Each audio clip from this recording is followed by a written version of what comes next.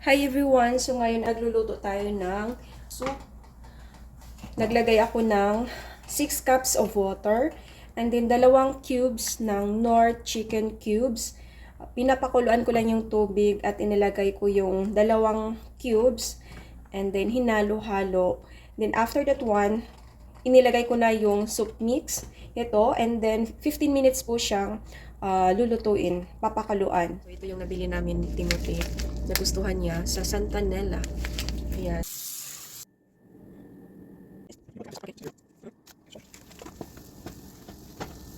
Kulo na ang ating chicken broth. So, ilalagay na natin yung mix na pang soup natin.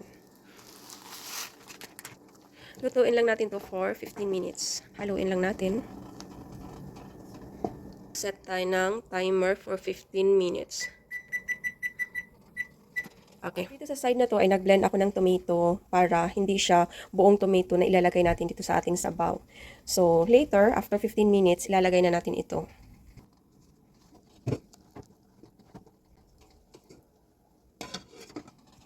So, after natin itong pakuluan ng 15 minutes, yung soup natin, lagyan natin to ng tomato puree.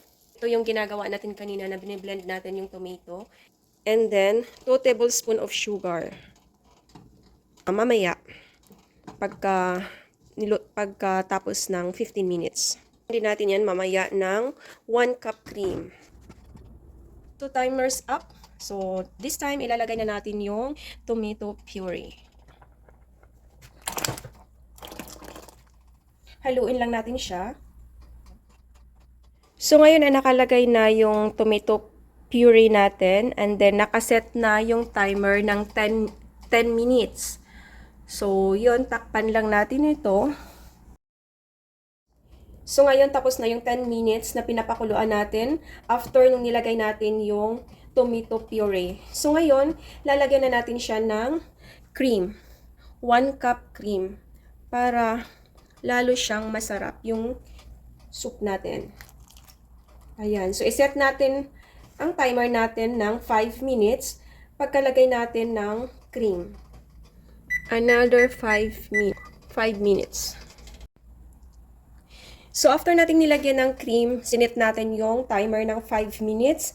Haluin lang natin, huwag na nating takpan. So, after nitong 5 minutes, ready na siyang iserve. Perfect ito lalo na sa malamig na panahon dahil dito sa Vegas, medyo malamig na siya at winter na. So, done na po yung sabaw natin. Ready to serve na po siya. Thank you for watching. Bye-bye!